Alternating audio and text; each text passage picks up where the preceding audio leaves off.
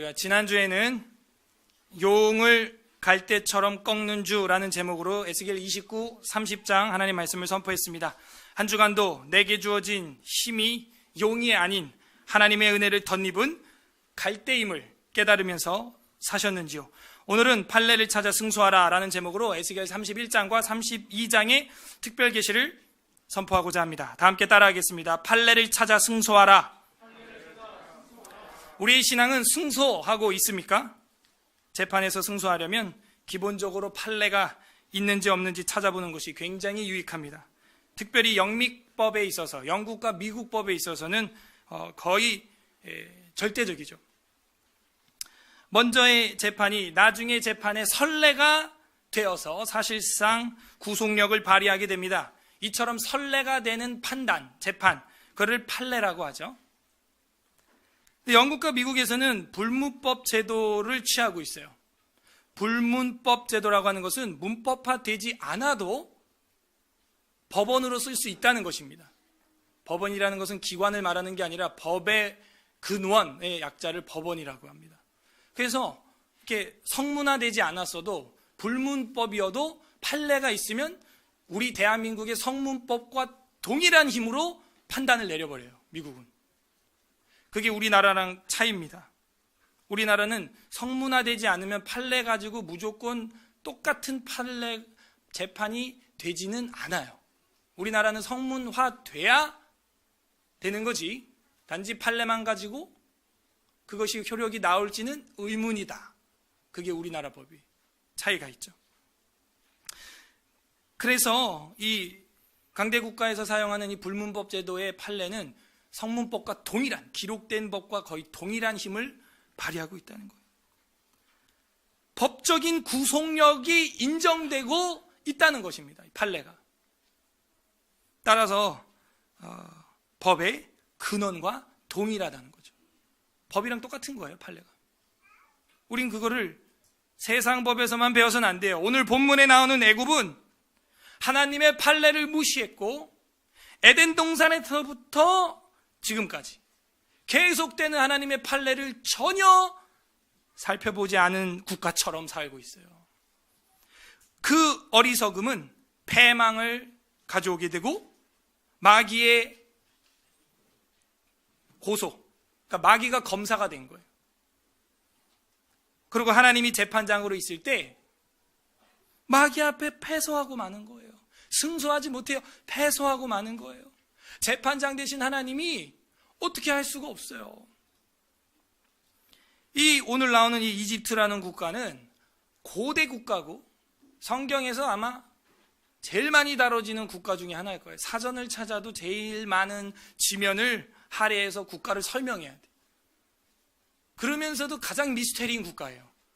가장 많이 다뤄짐에도. 결국에는 마귀 검사에게 패소하고 재판장 되시는 하나님 앞에 정죄받을 아주 초라한 황폐한 처지가 된 것입니다. 부디 오늘 말씀을 통해서 우리의 신앙의 선례들, 판례들을 이 성경을 통해서 무시로 찾아 묵상함으로, 아까 우리가 기도한 대로 열심히 하나님을 찾아 배우고 공부하고 연구함으로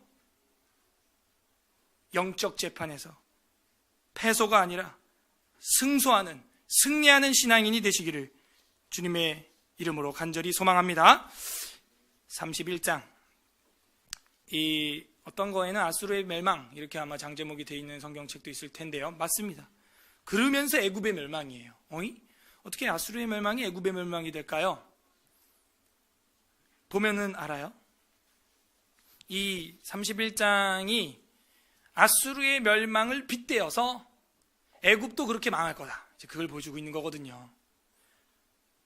11째 셋째 달 초하루에 여호와의 말씀이 내게 임하여 이르시되, 그죠? 이 말씀을 열심히 듣고 보고 배워야 돼. 그래서 하나님이 내린 판례가 뭐가 있느냐, 그 살펴봐야 우리 신앙에서 승소할 수 있는 거예요.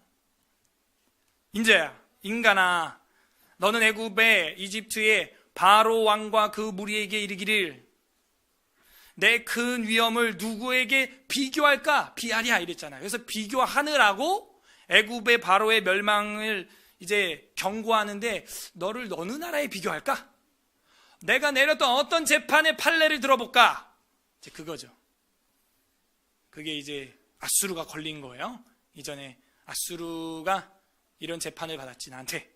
하나님이 판례를 드는 거예요. 이 애굽은요 아수르와 버금갈 만큼 아주 강대한 국가였다 하는 것을 여기서 우리가 깨달을 수 있어요. 그래서 누구에게 비하랴 이렇게 끝났죠. 바로는 파라오 왕이라는 거 우리가 이전에 공부했고요. 누구에게 비하랴 이랬어요. 3절 볼지어다 아수르 사람은 가지가 아름답고 그늘은 숲의 그늘 같으며 키가 크고 꼭대기가 구름에 닿은 레바논 백향목이었느니라. 아수르 사람은 이랬죠. 아수르 사람은 3절에 근데 누구도 그렇다는 거예요. 누구도? 애굽도. 대단한 나라예요, 이 애굽이. 우리 분명 공부했잖아요. 애굽 멸망 저번에 몇 장 했죠. 또 나오잖아요. 그러니까 애굽에 대한 경고만 6차례 이상 나와요. 왜 이렇게 많이 반복이 될까요?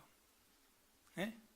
그만큼 하나님이 은혜를 많이 준 나라고 엔겔지수도 높고 농경의 시작점이고 세계 문명지의 발상지며 나일강 문명 그 엄청난 건축 기술을 가지고 있었던 그런 국가예요. 그게 다 누가 줬다는 거예요. 두로 공부할 때 했죠. 그런 모든 화려함을 누가 주는 거라는 거예요. 이방 나라지만 하나님이 주는 거예요. 이방 나라지만 만약 중국이 강대해진다? 미국이 세계를 제패했다? 그거 다 누가 하는 거냐면 그들의 신앙 여부와 상관없이 하나님의 주권 속에서 그렇게 부여해 주신 거라는 걸 알아야 한다는 거예요. 그걸 인지하지 못하는 순간 패소하는 겁니다. 패소. 애굽은요 왜 이렇게 많이 재판, 왜 이렇게 많이 경고가 6차례 이상 나오냐면 그만큼 하나님의 경고의 의지가 강하다는 걸 보여주고 있고, 두 번째는 너무 오래전부터 믿는 백성을 괴롭혔어. 그래서 확실하게 처단할 것을 하나님이 경고하는 겁니다. 어디부터 나오냐면은 창세기 15장 이하부터 나와요. 애굽이. 애굽의 그 포악함과 애굽의 멸망은 아브라함 때부터 하나님이 이미 경고한 바예요. 근데 지금까지 역사를 이끌고 왔죠. 엄청난 거죠. 그 지속력이 엄청난 거죠. 근데 우리가 전에도 공부했지만 애굽이 어떻게 된다 그랬어요? 뭐와 같이 된다 그랬어요? 사막과 같이 되리라. 기억나세요? 네, 광야와 같이 되리라. 미약해지리라. 미약해지리라. 기억나세요? 네. 근데 오늘 또 나오고 다음 장에 또 있다는 거예요. 그만큼 하나님이 오래 참았고 오래 사랑했고 많은 애착을 가졌던 국가였다는 거예요. 꼭 기독교 국가여야만 하나님이 아끼고 그게 아니에요. 이것도 구약의 축에 걸리죠. 구약의 축이 뭐예요? 세계가 다 내게 속하였나니 출애굽기 19장 5절 6절 거기 다 걸리는 거예요. 그렇게 부강하고 강력하고 오래 지속된 문명의 발상지인 이 이집트, 애굽, 아우구스투스라고 하는데 이 애굽이 참 알 수 없는 국가예요. 이름도 모르겠어. 애굽이 무슨 뜻이에요? 이집트가 무슨 뜻이에요? 안 물으면 아는데 물으면 모른다는 우리의 특징. 맨날 애굽, 애굽, 이집트, 이집트. 이집트가 무슨 뜻이에요? 에집트라고 하는 게. 애굽, 이집트. 평생 들어왔잖아 우리가. 그죠? 무슨 뜻이에요? 애굽이. 이스라엘은 알겠어 오히려. 그죠? 무슨 뜻인지. 이스라엘. 그죠? 이스라엘은 알겠다니까요. 애굽이 무슨 뜻이냐고요. 그렇게 이스라엘을 괴롭혔던 그 애굽, 이집트 뜻이 뭐예요? 몰라요. 진짜 몰라요. 인류가 몰라요. 지금 우리 인류가 모르고 쓰고 있어요. 그 정도로 고대 국가예요. 그 정도로. 애굽이 무슨 뜻인지 몰라서 그냥 히브리어에서 우리가 이걸 애굽이라고 돼 있지 않거든요. 히브리어 성경 요거 지금 우리 구약 31장 2절을 히브리어로 딱 보면은 미츠라임이라고 돼 있어요. 미츠라임을 이제 애굽이라고 하고 있는데 그 미츠라임이 아마도 셈조거에서 나오는 그 요새라고 하는 단어랑 비슷하거든요. 그래서 아마 이게 요새와 같이 철통 국가를 말하는 거 아니냐, 그죠? 캐슬이라고 하는 요새와 같은. 왜냐면은 그 아프리카 북부 목을 딱 잡고 있거든요. 이집트가. 아프리카 엄청 넓습니다. 그죠? 여러분 아프리카는 나라가 아니에요. 아프리카라는 나라 없어요. 이 세상에. 또 착각하지 마시고. 아프리카는 나라가 아니고 대륙 이름이고요. 아프리카 안에 수십 개의 나라가 있어요. 맞습니까? 예. 그러니까 거기 들어가는 목에 미ツ라임이 딱 있는 거예요. 이집트가. 못 지나가, 근데 아무도. 왜? 요새와 같아서. 그런데 이게 우리가 지금 인류가 할 수 있는 최선의 연구고 이게 끝이에요, 고고학적으로. 그런데 샘조거지 그게 뭐 진짜 뭐 연관되어 있는지 이집트어랑, 이집트는 꼽티거라 그러거든요. 꼽티교회 이런 거 들어봤죠? 꼽트라고 하는 것이 그게 이집트인이라고 하는 뜻이에요. 근데 우리 인류는 아직도 몰라요. 이게 무슨 뜻인지, 이집트가. 그만큼 너무 오래된, 우리가 뭐 이런 거 있죠. 아라리오 뜻을 몰라요. 그죠? 너무 오래된 건데 뭐 누구나 아는 거죠. 몰라. 근데 애굽이 뭔지 저도 어제 충격을 받았어요. 내가 애굽을 모르네. 알아봐야 미츠라임이에요, 히브리어로. 야, 그 정도로 오래전부터 하나님이 참았구나. 6번 이상 나온다는 거예요, 애굽을 향한 경고가. 그런 배경 속에서 우리가 아수르로 비교되고 있음이 부족함이 없다는 걸 알고 봐야 돼요. 오늘 현대 미국도요, 워싱턴 DC에 가면은 뭐가 이렇게 탁 세워져 있어요? 예? 이렇게 뾰족한 이쑤시 같은 거, 오벨리스크. 그게 이집트에서 가져온 거예요. 이게 지하 파묻힌 거까지, 뿌리까지, 봐요. 올라간 게 한 20m 넘거든요, 그 기둥이. 20m면 이 천장이 지금 아마 한 3m 될 거예요. 올라간 게 한 20m가량 되니까 밑에 파묻힌 게 그게 깊어야 이게 버틸 거 아니에요, 그 돌이. 제 기억으로는 그게 뿌리 박힌 것까지 해서 올라간 거 다 합치면 30m가 넘어요. 그 돌에 고유명사가 있어요. 그 아름다운 미녀 클레오파트라의 바늘이었나? 아무튼 그래요. 그걸 갖고 온 거예요. 그걸 왜 가져가죠? 기독교 국가라는 미국이. 왜 이집트의 그 멤피스의 오벨리스크 남근을 상징하는 그 가증스러운 걸 왜 기독교 국가 도시에 박아놓은 거예요? 그만큼 영향력이 이 애굽이라고 하는 이 문화, 문치교화, 이 애굽이라고 하는 이 문화는 마오쩌둥이 벌리는 문화혁명, 무서운 그런 것들이 지금도 있는 거예요. 그건 아무것도 아니야. 애굽의 문화는 지금도 영향력을 지대하게 미치고 있는 거죠. 우리가 선망하는 미국에까지도. 기독교 국가의 핵심 도시 심장부에 그게 박혀 있다니까요. 성경에 나오는 스탠딩 스톤이라고 하는 그 가증한 세운 돌이라고 하는, 그게 왜 기독교 국가 도시에 있냐고요. 판례를 무시해서 그래요. 현대 국가들도 성경을 안 보는 것 같아요. 하나님이 그 세운 가증한 돌, 그걸 얼마나 싫어하셨는지 인지가 없는 거예요. 6번이나 경고하는 거예요. 고대 제국도 아닌 현대 강대 국가들은 경성해야 될 겁니다. 다시 3절. 자, 이런 배경 속에서 볼지어다 아수르 사람은 가지가 아름답고 그들은 숲의 그늘 같으며 키가 크고 꼭대기가 구름에 닿을 레바논의 백향목. 근데 우리는 이게 감이 안 와. 우리나라에 큰 나무가 없어요. 문제는 그나마 지금 가져다가 심어놓은 뭐 강남에 좀 있는 그 세콰이어 나무 정도, 양재공원이나 시민의 숲이나 이런 데 있는 그 정도 세콰이어 나무가 우리가 볼 수 있는 전부인데, 우리는 그것만 봐도 와 쭉쭉 뻗은 나무 멋있다 이러고 있는데, 그 무슨 캐년이라고 하는데, 그랜드 캐년, 브라이스 캐년, 무슨 캐년 이런 데 가면은 나무가, 빅트리가 얼마나 큰지 이 예배당만한 나무가 있는 거예요. 가운데 터널이 있어, 나무 사이. 그래서 메타세콰이어 나무죠. 그거는 어마어마하게 큰 나무. 그런 거 하나 정말 넘어뜨리면 방주 지을 수 있을 것 같아요. 그래서 그런 나무를 지금 상상해야 됩니다. 우리가 레바논의 백향목 이러면 사실은 레바논의 백향목이 아니라 4절 물들이 그것을 기르며, 물이 공급된다는 거죠. 나무에 깊은 물이 그것을 자라게 하며 강들이 그 심어진 곳을 둘러 흐르면 뚜개의 물이 들의 모든 나무까지 미치매 그 나무가 물이 많음으로 키가 들의 모든 나무보다 크며. 그 나무가 지금 아수르와 비교되고 있고, 그 아수르는 누구 나라와 어떤 나라와 비교되고 있다? 애국과 비교되고 있습니다. 굵은 가지가 번성하며 그 가지가 길게 뻗어나갔고, 6절 공중의 모든 새가 그 큰 가지에 깃들며 들의 모든 짐승이 그 가는 가지 밑에 새끼를 낳으며 모든 큰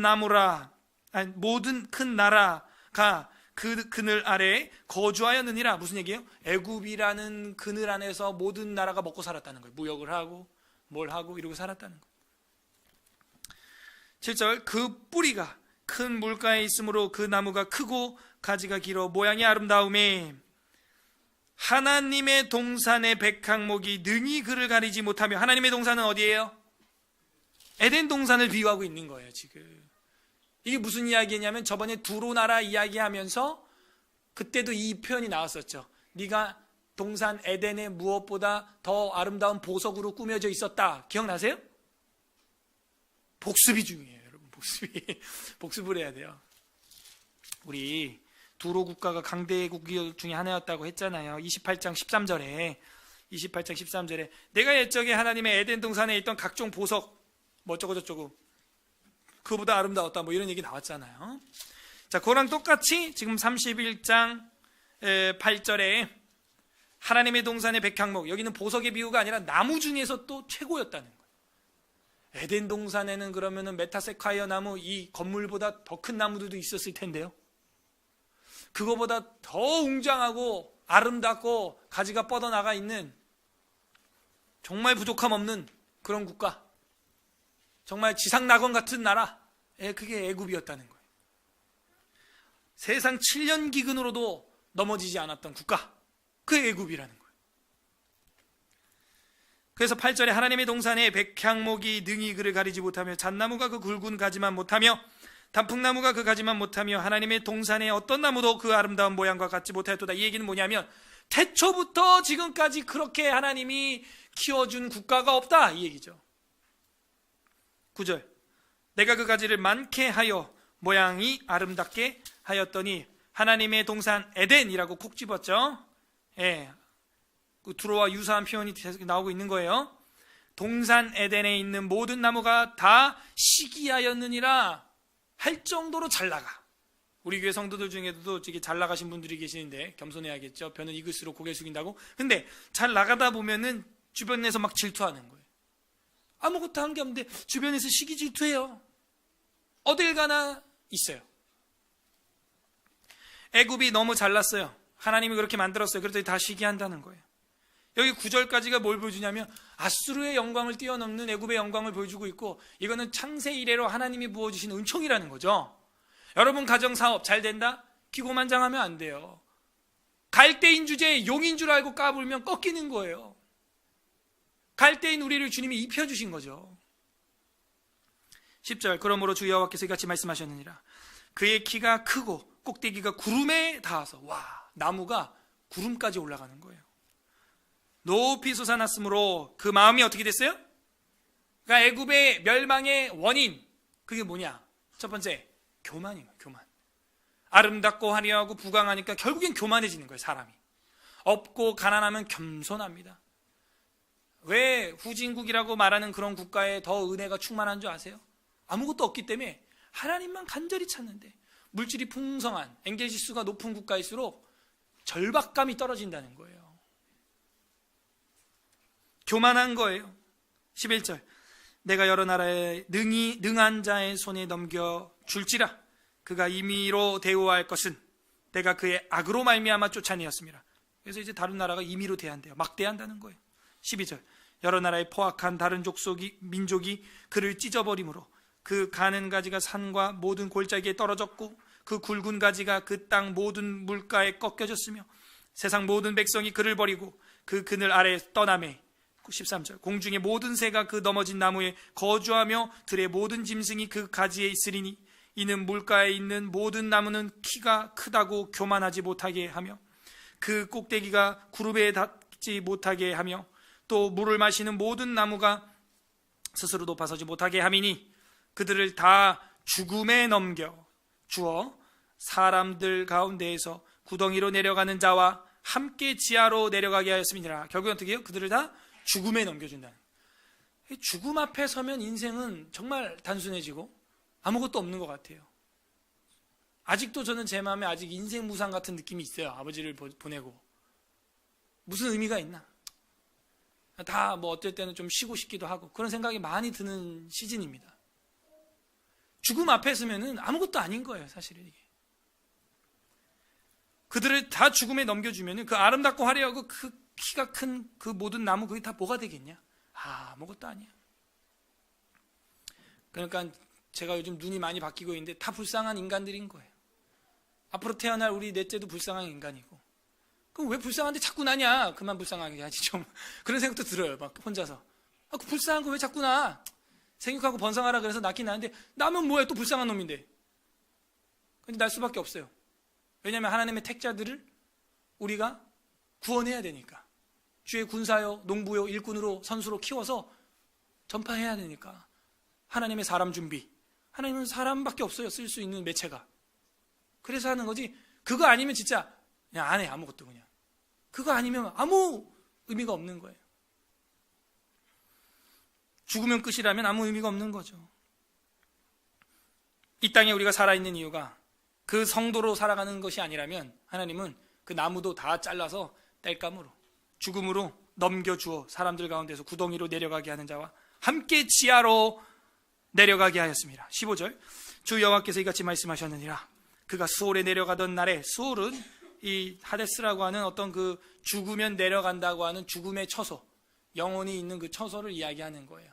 어디서는 이제 헬, 지옥으로도 번역이 되기도 합니다. 수올에 내려가던 날에 내가 그를 위하여 슬프게 울게 하며 깊은 바다를 덮으며 모든 강을 쉬게 하며, 이게 무슨 얘기냐면 강이 쉰다, 바다 덮은다, 슬프게 울게 한다. 나무가 없기 때문에 강이 필요가 없는 거예요. 물된 동산, 그러니까 물을 댈 나무가 있으면 물을 대겠는데 이제 나무를 하나님이 없애버리니까 강이 휴가 갔다. 강이 쉰다는 의미.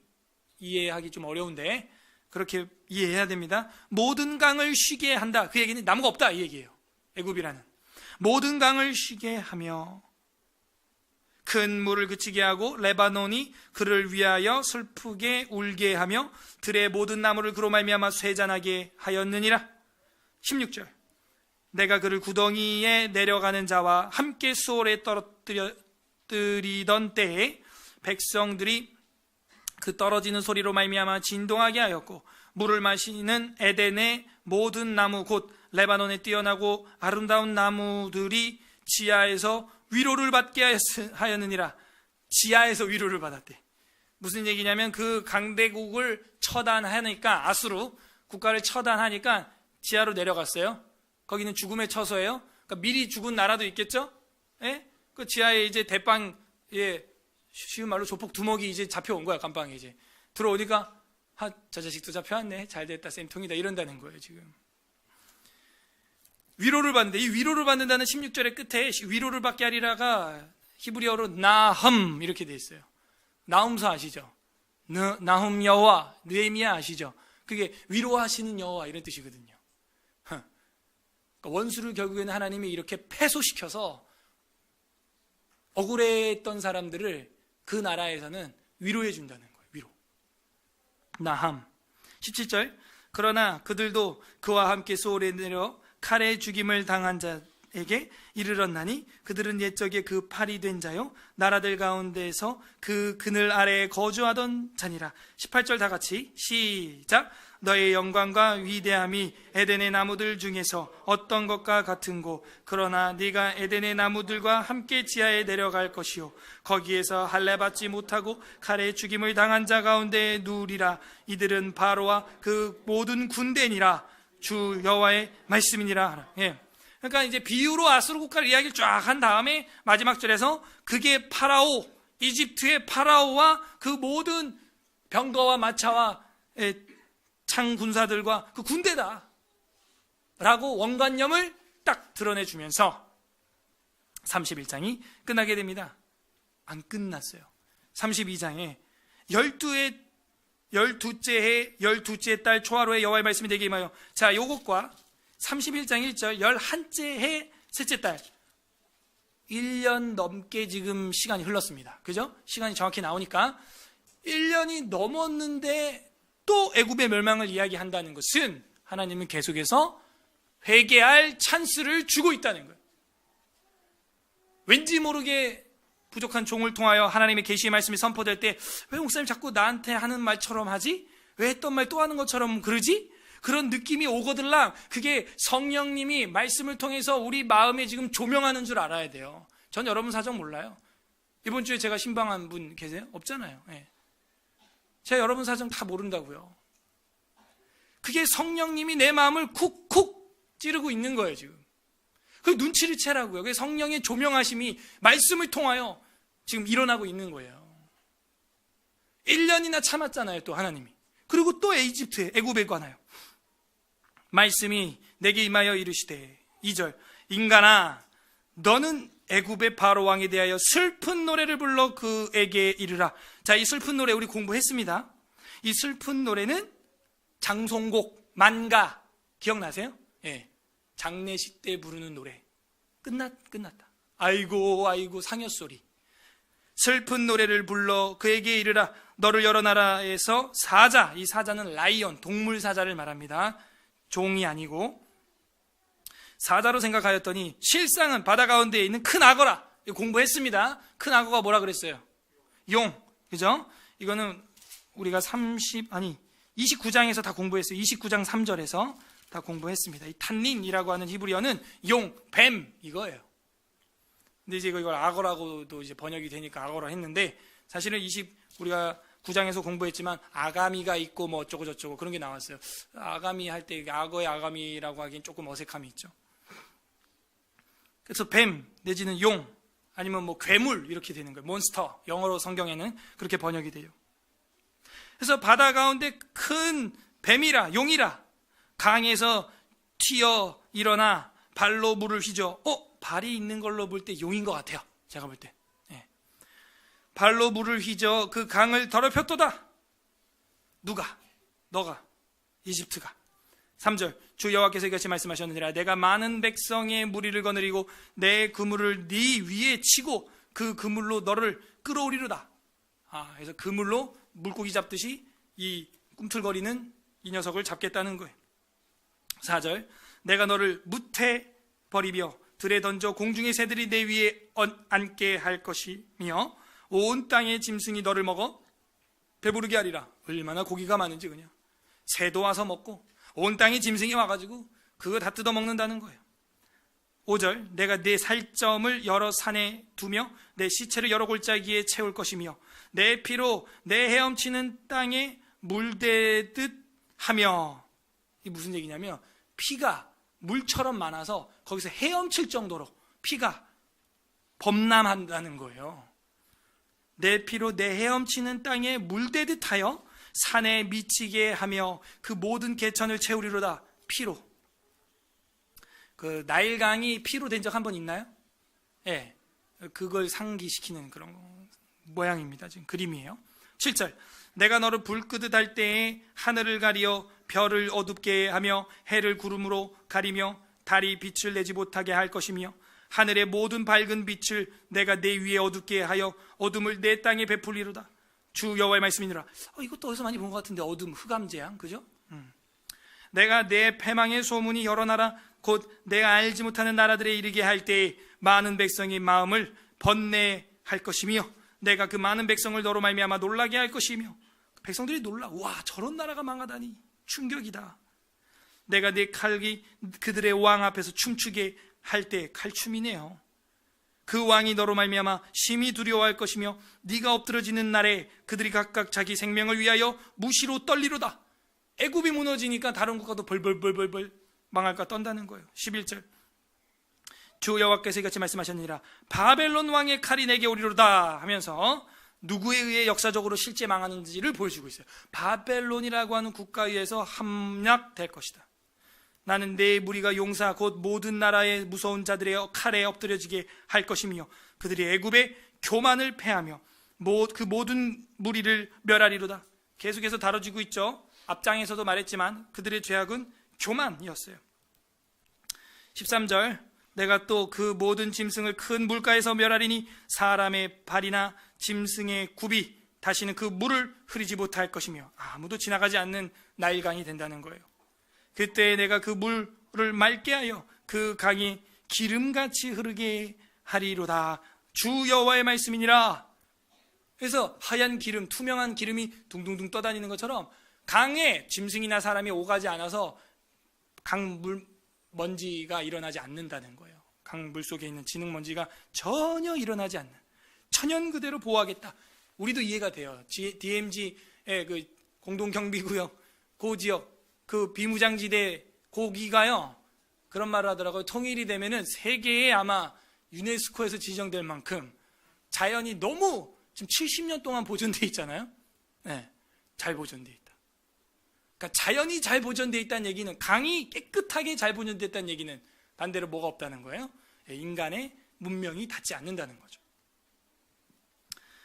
주 여호와의 말씀이니라. 15절, 내가 애굽 땅이 황폐하여 사막이 되게 하여 거기에 풍성한 것이 없게 할 것이며 것임이여 그 가운데 모든 주민을 치리니 내가 여호와인 줄 그들이 알리라. 이것도 어디서 많이 들었어, 그죠? 애굽에 10가지 재앙이 내려갈 때 내가 여호와인 줄 알리라, 알리라, 알리라. 10가지 재앙 꽂힐 때마다 야다라고 하는 경험에서 안다, 그걸 쓴 거죠. 16절, 이는 슬피 부를 노래이니 만가 장송곡이에요. 여러 나라 여자들이 이것을 슬피 부르며 애국과 그 모든 무리를 위하여 이것을 슬피 부르리로다. 주 여호와의 말씀이니라. 우리 기독교인도 마찬가지에 어떤 강대했던 가정, 기업, 국가가 또 믿는 국가이고 가정인 줄 알았는데 무너지는 것을 볼 때, 믿음 없어서 무너지는 것을 볼 때 우리는 스스로 우리도 슬피 울면서 애곡해야 되는 거예요. 탄식해야 되는 거예요. 이렇게 무너지는구나. 이렇게 한순간에 끝나는구나. 슬피 부를 노래라 하는 겁니다. 애가. 그래서 이 에스겔서는요, 애당초 2장 3장에 보면 기억이 나실지 모르겠지만 두루마리 받아 먹어라 그랬죠. 에스겔 보고 받아 먹습니까? 근데 그 두루마리 앞뒤에 적혀져 있는 게 3개였어요. 다음 중 에스겔에 적혀 있는 게 아닌 것은 애가, 애곡, 재앙, 축복. 답은? 네. 그러니까는 애당초 에스겔 앞에 애가와 애곡과 재앙의 글이라 이렇게 시작하고 있죠. 그래서 지금 애곡이 나오는 거예요. 17절, 12째 해 어느 달 15째 날에 여호와의 말씀이 내게 임하여 이르시되 인간아 애굽의 무리를 위하여 슬피 울고, 2번째 애가가 나오고 있습니다. 그와 유명한 나라의 여자들을 구덩이에 내려가는 자와 함께 지하에 던져라. 그러니까 유명한 나라의 여자는 누구냐면 이집트와 협업을 했던 이방 다른 국가들을, 무역의 국가들을 말하는 거예요. 같이 죄를 저지른 국가죠. 19절, 이르라 너의 아름다움이 어떤 사람들보다도 뛰어나도다. 너는 내려가서 할례를 받지 아니한 자와 함께 누울지어다. 이 할례 받지 못한다는 얘기는 결국엔 믿음이 없다는 그 표현입니다. 믿음의 후손이 아니라는 거예요. 중요한 건 마음의 할례인데요. 20절, 그들이 죽음을 당한 자 가운데 엎드려질 것이며 그는 칼에 넘겨진 바 되었은즉 그와 그 모든 무리를 끌지어다. 끌지어다는 이제 잡아 끌어 당길지어다 이런 얘기입니다. 잡아 당겨라. 그것들 다 끌어내라. 용사 가운데 강한 자가 그를 돕는 자와 함께 수월 가운데서 그에게 말하며 할례를 받지 아니한 자 곧 칼에 죽임을 당한 자들이 내려와서 가만히 누웠다 하리로다.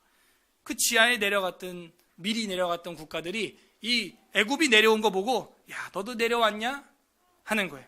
그러면 그 내려온 자들이 누군지 22절부터 이제 구체적으로 그 이방 국가들, 앞에서 다뤘던 유명한 나라의 여자들, 어떤 나라인지 나옵니다. 22절부터.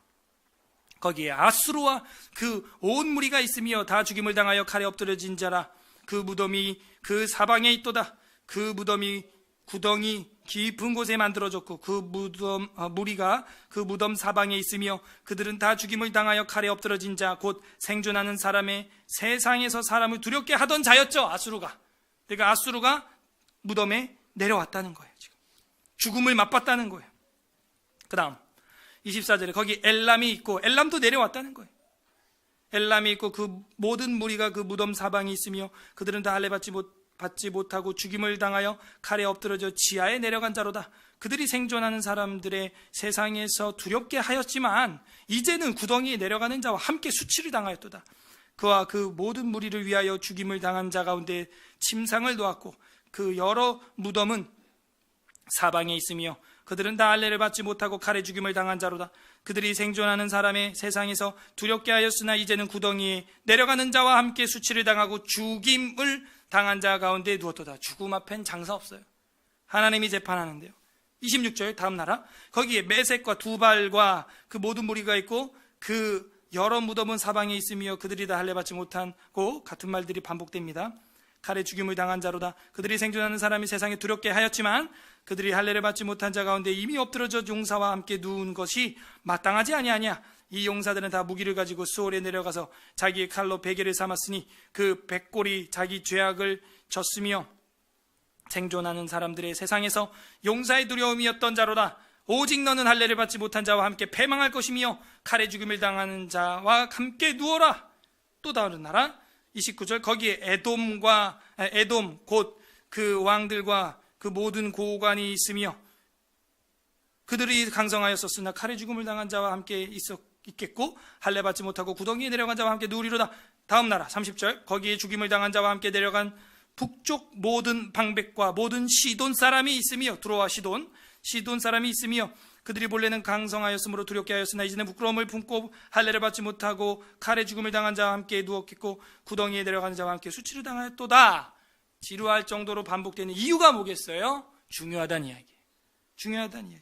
여기에 우리나라나 기독교를 가지고 하나님을 섬기는 나라의 이름이 절대 들어가서는 안 되겠어요.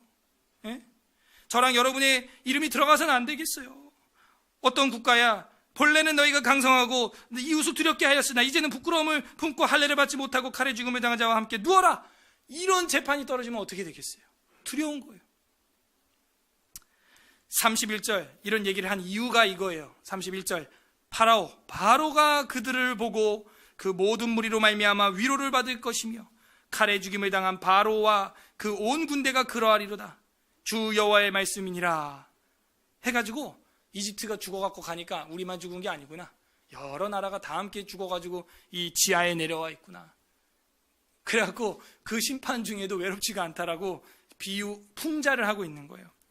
32절 마지막 절 다 같이 읽어보겠습니다. 시작. 내가 바로로 하여금 생존하는 사람들의 세상에서 사람을 두렵게 하게 하였으나 이제는 그가 모든 할례를 받지 못한 자 곧 칼에 죽임을 당한 자 이 이야기를 하고 싶었던 거죠. 이집트 그 이름조차도 너무 오래되어 그 참 진짜 뜻을 알 수 없을 정도로 오래된 국가인 이집트, 애굽 너네가 생존해서 사람들을 힘들게 하고 강하게 했던 국가지만 내가 이렇게 이제는 죽임을 맛보게 할 것이다. 그 이야기예요. 승소하는 신앙이 되려면 어떻게 해야 됩니까? 오늘 말씀 정리해 보겠습니다. 교만하면 안 되는 거예요. 겸손해야 하는 거예요. 판례들을 살펴봐야 되는 거예요. 아수르가 어땠는지, 엘람이 어땠는지, 메섹과 두발과 에돔과 시돈과 우리로 하면은 그리스가 어땠는지, 로마가 어땠는지, 어떻게 망했는지, 소련이 어떻게 무너졌는지, 그 큰 국가들이 어떻게 무너지는지 판례를 살펴봐야 하는 거예요. 승소하는 신앙이 되기 위해서는 그래서 첫 번째, 역사를 통해서 신앙의 판례를 찾아야 되는 겁니다. 역사는 결국에는 하나님의 무대거든요. 무대. 그래서 국가의 흥망성쇠를 보면서 판례를 찾아야 되는 판례. 이렇게 해서 흥하고 이렇게 해서 무너지는구나. 강대 국가들이 성경과 위배되는 법들을 합법화시키는 것들을 볼 때 뻔히 보이지 않아요? 저 국가가 이제 무너지겠구나. 유럽이 무슬림한테 점령당하면서 무슬림 법이 이제 왕성하니까 이제 소망이 없어 보여요. 나라를 바꿔야 될 지경까지 오는 거예요. 무너지는구나. 그런 역사를 통해서 판례를 우린 찾아야 돼. 두 번째, 승수하는 신앙은 뭔 것 같아요? 에덴서부터 새하늘과 새 땅까지 성경 전체를 통해서 이 판례를 찾아야 됩니다. 제가 말씀드렸지만 애굽은요, 창세기부터 나와요. 요한계시록에도 나오는데 혹시 아세요? 예, 애굽이라는 나라가. 에덴부터 새하늘과 새 땅, 창세기부터 요한계시록까지 성경 전체를 통해서 우리는 또 판례를 샅샅이 찾아야 돼요. 역사를 통해서도 우리가 찾아야겠지만 이제는 성경을 통해서도 그 판례를 찾아야 돼요. 이게 더 확실한 거예요. 근데 판례를 찾지 않아요. 그러니까 하나님이 판례를 드는 거예요. 앗수르가 이랬다. 너는 어떻게 되겠니? 저랑 여러분도 마찬가지예요. 지금 왜 우리의 삶 가운데서 생기가 돌지 않는가? 판례를 찾아봐야 돼요. 판례를. 지금 내가 잘하고 있는 건지, 우선순위를 대신관계, 대인관계, 대물관계를 아브라함의 후손처럼 잘하고 있는 건지 판례를 찾아봐야 되는 거예요. 관련 구절 보겠습니다. 우리는 애굽을 떠나야 됩니다. 진짜 좀 출애굽해야 돼요. 이제 히브리서 11장 26절 보겠습니다. 신약성경 히브리서 11장 26절. 신약 366페이지 366페이지 히브리서 11장 26절. 히브리서 11장 26절 366페이지 읽어보겠습니다. 11장 26절 시작. 그리스도를 위하여 받는 능력을 더 큰 재물로 여겼습니다. 이 상주심, 네, 그리스도를 위하여 받는 능력을 애굽의 어떤 금은보화 메타세카이어 나무보다도 어떤 재물보다도 더 중요한 것으로 여겼다는 거예요. 애굽의 모든 보화보다도 더 큰 재물로 여겼는데 그 재물이 뭐예요? 그리스도를 위하여 받는 능욕이라는 거예요. 능멸과 욕. 그것을 애굽의 어떤 화려한 재물보다도 더 귀하게 여겼고 상주심을 바라봤다는 거예요. 다음 주는 새가족 초대의 날이에요. 우리가 복음을 전해야 돼요. 그나마 저는 위로다는 게 우리 부친께서 예수님 믿었다는 거, 그거 하나. 그거 말고는 아무런 낙이 없어요. 진짜 아무런 낙이 없어요. 전해야 돼요. 그리스도를 위하여 받는 능력이 있다 할지라도 애굽의 재물보다 그 하늘의 영생의 그 영광의 은혜, 그걸 더 큰 재물로 여겨야 되는 거예요. 성탄절에 선물 주세요. 그리고 카드도 주세요. 카드 비치돼 있을 거예요. 오늘 카드를 써가지고 이 선물 좋지, 더 큰 선물이 있어. 너 보험 들지? 보험 들어라. 화재 보험 들어. 자동차 보험 시즌 아닙니까? 연말에 보험 들지? 좋아, 보험 들게. 내가 더 좋은 보험 하나 설계해 줄게. 죽어도 우리가 같은 곳에서 회복되고 만날 수 있는 영생의 보험이 있는데 예수 그리스도를 내 마음에 사인만 하면 돼. 믿기만 하면 되는 거예요. 그 보험 들자. 네, 저도 저희 삼촌한테 우리 교회 화재보험 들었거든요. 들고 저도 얘기했죠. 삼촌도 보험 들어라. 무슨 보험? 조물주에 대한 보험. 아, 맞아. 그 마음이 열리는 거예요.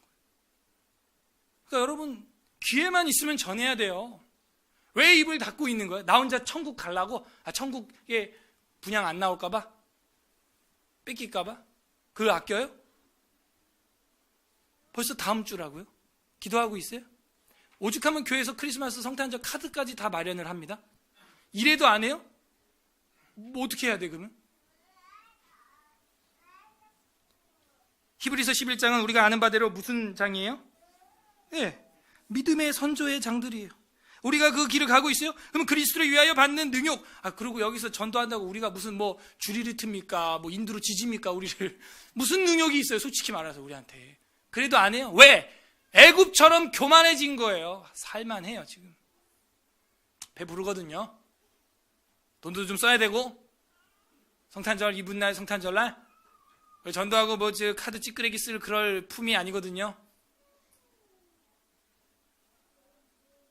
판례를 찾아보세요.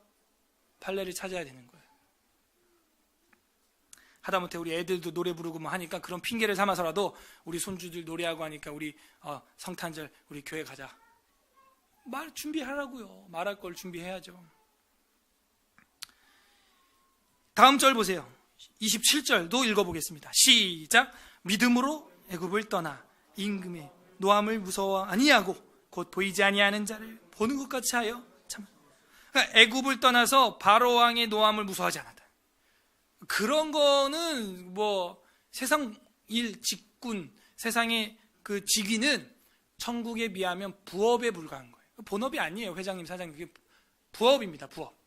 그런 거 보고 우리가 두려워할 게 아니에요. 담대하게 바울처럼 아그리빠 왕이요, 내가 이렇게 쇠사슬에 매인 것 말고는 다 나와 같이 되기를 원하나이다. 그러니까 유럽이 변화되잖아요. 요한계시록 11장 8절 보세요. 계시록에도 나온다니까요. 11장 8절. 그 두 증인에 대한 죽음과 그 기적에 대한 이야기가 흘러가면서 11장 8절 410페이지 성경 마지막 책 다 같이 읽어보겠습니다. 11장 8절 계시록, 요한계시록 11장 8절 시작. 그들의 시체가 큰 성 길에 있으니 그 성은 영적으로 하면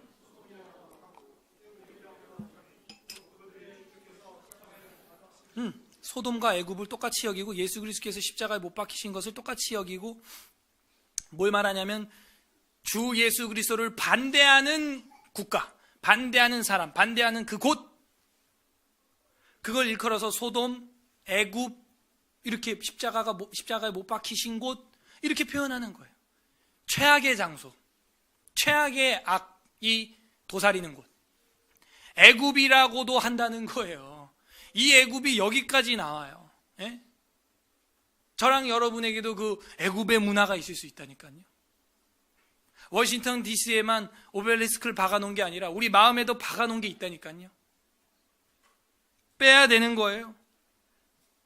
웨스트민스터 신앙고백서 제1장 10항에 보게 되면 성경에 대하여, 우리 장로교 믿음인데요, 10항에 보면 이런 말이 있어요. 잘 들어보세요. 최고의 재판관은 성경에서 말씀하시는 성령 외에는 다른 아무도 될 수 없다.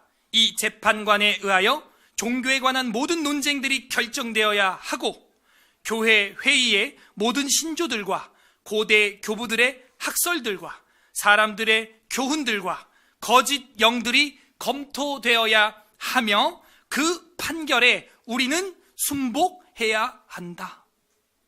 최고의 재판장은 누구냐? 최고의 재판관은 성경에 말씀하시는 성령이라는 것. 그리고 이걸로 모든 교회 회의, 교부들의 학설, 교수님들의 학설, 사람들의 교훈, 거짓 영들이 검토되어야 되고 그 판결에 우리는 순복해야 한다는 거예요. 따라하세요. 그의 판결에 순복해야 한다. 그러면 판례를 찾는 게 살 길이에요. 판례를 찾아야 마귀의 참소에, 마귀 검사에 우리가 승소할 수 있는 것입니다. 오늘 에스겔 31장 2장에 어떤 하나님 아버지의 마음이 들어있는 것 같습니까? 승소할 정답을 다 기록해서 주신 거예요. 그게 뭐예요? 이거. 수능이 지났지만 시험 볼 때 답안을 알고 있다면 얼마나 좋겠어요? 얼마나 좋겠어? 그러면 뭐 그냥 보는 대로 막 탁탁탁탁탁. 어떤 선생님은 그 답 찍어주는 선생님도 있죠. 그 시험 볼 때 그냥 문제 한 두세 단어만 읽으면 그냥 딱 몇 번 그냥 찍어도 돼. 볼 것도 없어. 그렇게도 문제 풀어보셨죠? 표정이, 나는 공부를 뭐 해봤잖아요. 그거예요. 승소할 정답을 다 기록해 주셨어요. 판례를 에덴 동산부터 새하늘과 새 땅까지 다 기록해 주셨어요. 그럼 이제 우리 어떻게 해야 돼요? 여기 기록돼 있으니까 우린 승소하는 거예요? 천만에. 기록돼 있어도 내가 그걸 활용하지 않으면 승소할 수 없죠. 활용해야 돼요. 특히 대한민국은 성문법 국가예요. 불문법 가지고 이기려면 변호를 정말 많이 해야 돼요. 예, 변호를. 판례 가지고 이기려면요. 우리 서울에스라교회 성도들 어떻게 적용해야 될까요? 정답이 공개된 에덴부터 새하늘과 새 땅의 법을 날마다 연구하고 읽고 묵상하고 전해야 되는 거예요. 열심히 사전 찾듯이 어떤 면에서는 좀 찾아요. 어떤 문제가 빵 터졌을 때 내 머릿속에서 내 영혼이 말씀을 속에서 막 검색하듯이 다다다닥 나와서 그 문제에 대해서 답이 쫙 나올 정도로, 그게 우리 지금 금요일날 경건반에서 그렇게 하는데 굉장히 유익해요. 약간 그 하브루타식인데, 근데 진짜 하브루타는 둘이서 해야 돼. 이렇게 떼거지로 하면 안 되고, 사실은 1대1로. 그래서 그런 도서관도 저는 꿈을 꿔요. 교회 안에 나중에 홈스쿨, 바이블스쿨 하면 교회가 좀 시끄럽게 서로 1대1로 하다가 문제가 이제 결론될 때쯤 랍비한테 가서 또 설명 듣고, 그런 식의 학습법, 공부법이 굉장히 중요합니다. 열심히 성경을 찾아봐야 되는 거예요. 그럼 말해야 되는 거예요. 판례를 찾아봐야 되는 겁니다. 끝맺겠습니다. 우리 주님 예수 그리스도께서도 판례들을 우리에게 선포하셨어요. 잘 살펴라 그랬다고요. 누가복음 10장 보겠습니다. 오늘 마지막 성경 누가복음 보겠습니다. 이제 이거 보고 기도하고 마치겠습니다. 누가복음 10장 13절 109페이지, 신약성경 109페이지. 누가복음 10장 13절 14절 2절입니다. 다같이 읽어보겠습니다. 2절 시작. 화있을진저 코라시나 화있을진저 페세다야, 너희에게 행한 모든 권능을 두로와 시돈에 행하였더라며 그들이 벌써 베옷을 입고 제에 앉아 회개하였으리라. 심판때에 두로와 시돈이 너희보다 견디기 쉬울 거야. 두로와 시돈 몰라 너네? 이건 벌써 이제 신약인데, 구약의 이야기를 예수님이 이거 직접 하는 말이거든요. 이거 예수님이 직접 하시는 말씀이에요. 두로와 시돈에 내가 너희들한테 보여줬던 기적을 행했으면 벌써 다 회개했겠다. 심판때, 14절 심판때가 뭐예요? 재판때, 판결이 나는 때에 판례를 내가 보고 두로와 시돈이 너희보다 더 견디기 쉬웠으리라.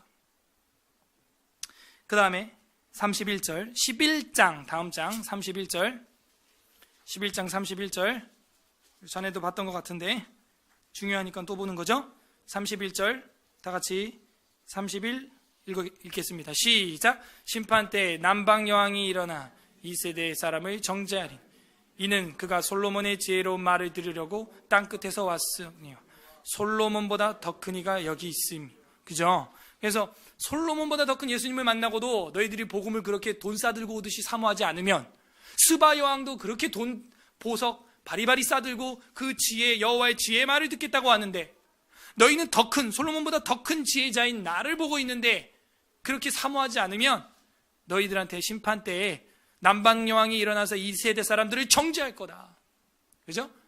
정죄되는 건 판결이 유죄가 났다는 거예요. 그럼 정죄당합니다. 그리고 다음 절도 32절 시작.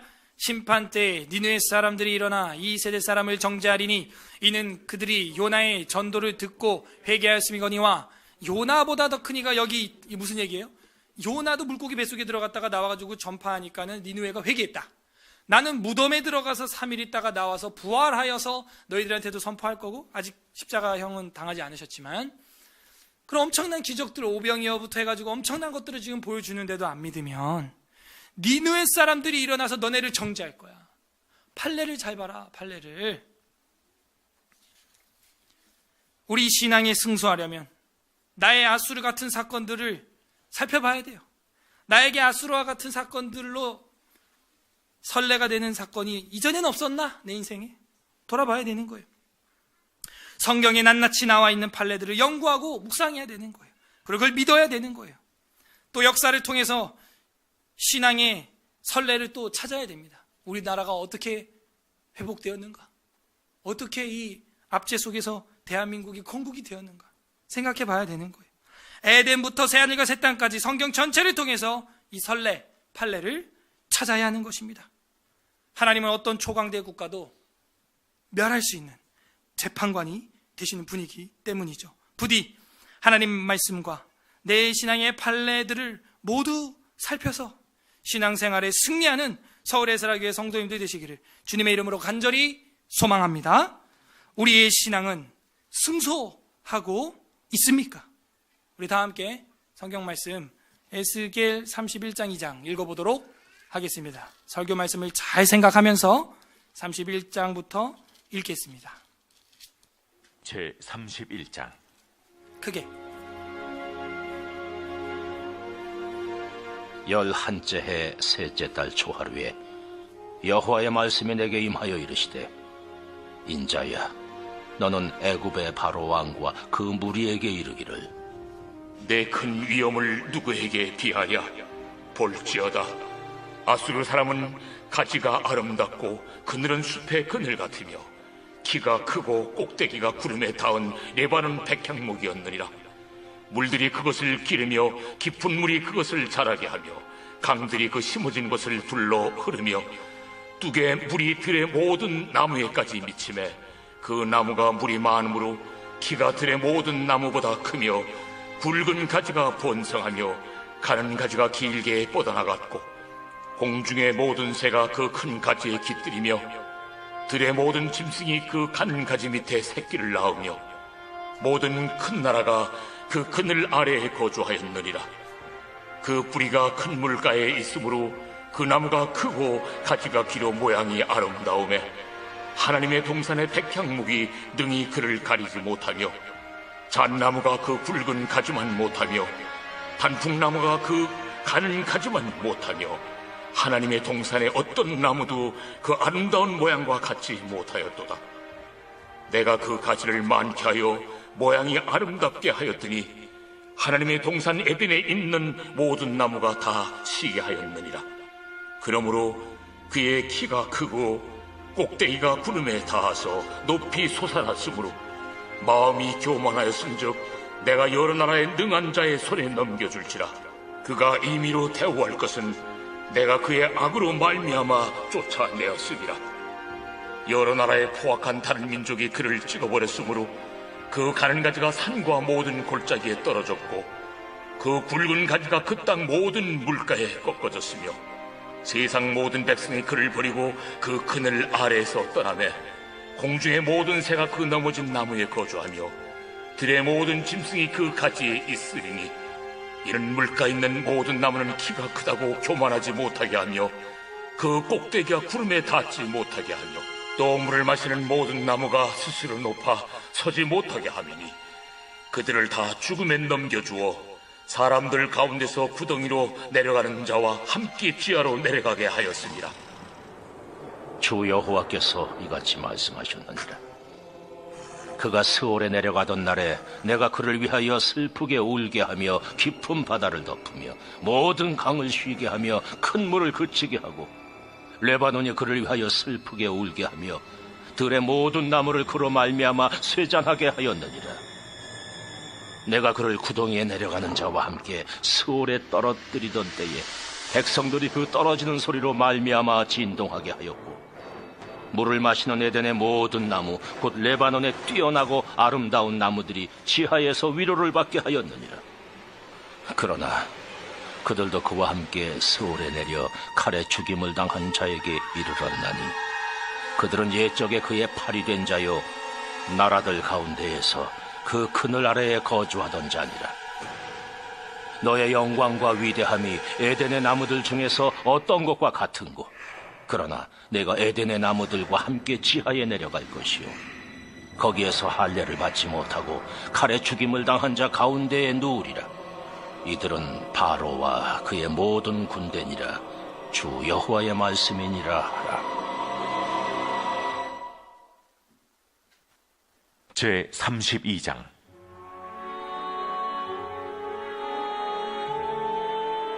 열두째 해 열두째 달 초하루에 여호와의 말씀이 내게 임하여 이르시되, 인자야, 너는 애굽의 바로 왕에 대하여 슬픈 노래를 불러 그에게 이르라.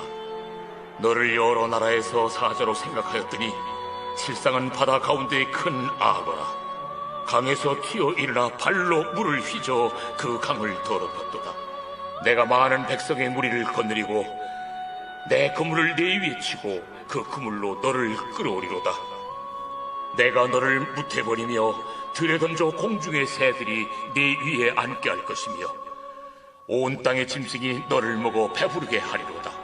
내가 네 살점을 여러 산에 두며 네 시체를 여러 골짜기에 채울 것이며 내 피로 내 헤엄치는 땅에 물개듯 하여 산에 미치게 하며 그 모든 개천을 채우리로다. 내가 너를 불끄듯 할 때에 하늘을 가리어 별을 어둡게 하며 해를 구름으로 가리며 달이 빛을 내지 못하게 할 것이며 하늘의 모든 밝은 빛을 내가 내 위에서 어둡게 하여 어둠을 내 땅에 베풀리로다. 내가 네 패망의 소문이 여러 나라 곧 네가 알지 못하는 나라들에 이르게 할 때에 많은 백성의 마음을 번뇌하게 할 것이며 내가 그 많은 백성을 너로 말미암아 놀라게 할 것이며 내가 내 칼이 그들의 왕 앞에서 춤추게 할 때에 그 왕이 너로 말미암아 심히 두려워할 것이며 네가 엎드러지는 날에 그들이 각각 자기 생명을 위하여 무시로 떨리로다. 주 여호와께서 이같이 말씀하셨느니라. 바벨론 왕의 칼이 내게 오리로다. 나는 내 무리가 용사 곧 모든 나라의 무서운 자들의 칼에 엎드러지게 할 것이며 그들이 애굽의 교만을 패하며 그 모든 무리를 멸하리로다. 내가 또 그 모든 짐승을 큰 물가에서 멸하리니 사람의 발이나 짐승의 굽이 다시는 그 물을 흐리지 못할 것이며 그때 내가 그 물을 맑게 하여 그 강이 기름같이 흐르게 하리로다. 주 여호와의 말씀이니라. 내가 애굽 땅이 황폐하여 사막이 되게 하여 거기에 풍성한 것이 없게 할 것이며 그 가운데의 모든 주민을 치리니 내가 여호와인 줄을 그들이 알리라. 이는 슬피 부를 노래이니 여러 나라 여자들이 이것을 슬피 부르며 애굽과 그 모든 무리를 위하여 이것을 슬피 부르리로다. 주 여호와의 말씀이니라. 12째 해 어느 달 15째 날에 여호와의 말씀이 내게 임하여 이르시되 인자야, 애굽의 무리를 위하여 슬피 울고 그와 유명한 나라의 여자들을 구덩이에 내려가는 자와 함께 지하에 던지며 이르라. 너의 아름다움이 어떤 사람들보다도 뛰어나도다. 너는 내려가서 할례를 받지 아니한 자와 함께 누울지어다. 그들이 죽임을 당한 자 가운데 엎드려질 것이며 그는 칼에 넘겨진 바 되었은즉 그와 그 모든 무리를 끌지어다. 용사 가운데 강한 자가 그를 돕는 자와 함께 수월 가운데서 그에게 말하며 할례를 받지 아니한 자 곧 칼에 죽임을 당한 자들이 내려와서 가만히 누웠다 하리로다. 거기에 아수르와 그 온 무리가 있으며 다 죽임을 당하여 칼에 엎드려진 자라. 그 무덤이 그 사방에 있도다. 그 무덤이 구덩이 깊은 곳에 만들어졌고 그 무리가 그 무덤 사방에 있으며 그들은 다 죽임을 당하여 칼에 엎드려진 자 곧 생존하는 사람들의 세상에서 사람을 두렵게 하던 자로다. 거기에 엘람이 있고 그 모든 무리가 그 무덤 사방에 있으며 그들은 다 할례를 받지 못하고 죽임을 당하여 칼에 엎드려져 지하에 내려간 자로다. 그들이 생존하는 사람들의 세상에서 두렵게 하였으나 이제는 구덩이에 내려가는 자와 함께 수치를 당하였도다.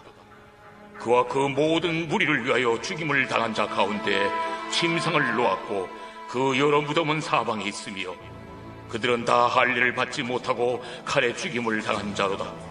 그들이 생존하는 사람들의 세상에서 두렵게 하였으나 이제는 구덩이에 내려가는 자와 함께 수치를 당하고 죽임을 당한 자 가운데에 뉘었도다. 거기에 메색과 두발과 그 모든 무리가 있고 그 여러 무덤은 사방에 있으며 그들은 다 할례를 받지 못하고 칼에 죽임을 당한 자로다. 그들이 생존하는 사람들의 세상에서 두렵게 하였으나 그들이 할례를 받지 못한 자 가운데 이미 엎드려진 용사와 함께 누운 것이 마땅하지 아니하냐. 이 용사들은 다 무기를 가지고 수월에 내려가서 자기의 칼을 베개로 삼았으니 그 백골이 자기 죄악을 졌으며 생존하는 사람들의 세상에서 용사의 두려움이 있던 자로다. 오직 너는 할례를 받지 못한 자와 함께 패망할 것이며 칼에 죽임을 당한 자와 함께 누우리로다. 거기에 에돔 곧 그 왕들과 그 모든 고관이 있으며 그들이 강성하였었으나 칼에 죽임을 당한 자와 함께 있겠고 할례를 받지 못하고 구덩이에 내려간 자와 함께 누우리로다. 거기에 죽임을 당한 자와 함께 내려간 북쪽 모든 방백과 모든 시돈 사람이 있으며 그들이 본래는 강성하였으므로 두렵게 하였으나 이제는 부끄러움을 품고 할례를 받지 못하고 칼에 죽임을 당한 자와 함께 누웠고 구덩이에 내려가는 자와 함께 수치를 당하였도다. 바로가 그들을 보고 그 모든 무리로 말미암아 위로를 받을 것이며 칼에 죽임을 당한 바로와 그 온 군대가 그러하리로다. 주 여호와의 말씀입니다. 내가 바로로 하여금 생존하는 사람들의 세상에서 사람을 두렵게 하게 하였으나 이제는 그가 그 모든 무리와 더불어 할례를 받지 못한 자, 곧 칼에 죽임을 당한 자와 함께 누이리로다. 주 여호와의 말씀입니다. 아멘. 우리 이 시간 말씀을 생각하면서 다 함께 기도하는 시간 갖겠습니다. 이 시간 기도할 때 첫 번째, 역사와 성경에 묻어있는 하나님의 지문을 보지 않고 하나님의 판례를 보지 않고 인정하지 않았음 용서하여 주시옵소서. 내 생각과 내 마음으로 혹시 살았던 것 하나님 이 한 해를 보내기 전에 회개하오니 용서하여 주옵시고, 우리가 2018년을 맞이하기에 앞서 이 말씀으로 그 판례를 잘 살펴서 계획하게 하여 주옵소서. 회개하는 기도했으면 좋겠고, 두 번째로는 어둠과 싸워서 승소할 정도로 샅샅이 에덴 동산부터 새하늘과 새 땅까지 성경을 통해서도 판례를 연구하고 묵상하는 자 되게 하여 주옵소서. 여러분 개인적으로 간증이라고 하는 삶의 경험으로서 하나님을 만났던 그 판례도 살펴봐야겠지만, 더 정확한 것은 성경을 통하여서 창세 때부터 요한계시록까지 그 성경에 나와 있는 하나님의 판례로 연구하고 묵상하고 공부하고 읽고 듣고 배우고 전하고 전파하여 승리하는 승소자 되게 하여 주옵소서. 세 번째 마지막으로는 우리 자손들에게도 이 말씀을 전수하여서 대대로 승소하는 신앙인들 되게 하여 주시옵소서. 그리고 이 유죄를 받을 수밖에 없는 우리에게 예수 그리스도의 피로 무죄하게 하시고 우리로 하여금 승소할 수 있는 성탄을 또 앞두게 해주신 것, 또 감사도 올리는 시간 되었으면 좋겠습니다. 다 함께 말씀을 생각하면서 회개와 간구와 결단과 감사하는 기도 올려드리겠습니다. 기도하겠습니다. 하나님 감사드립니다. 우리의 삶 가운데 묻어있는 하나님의 판례들, 하나님의 지문들 저희들이 살펴보게 하여 주시고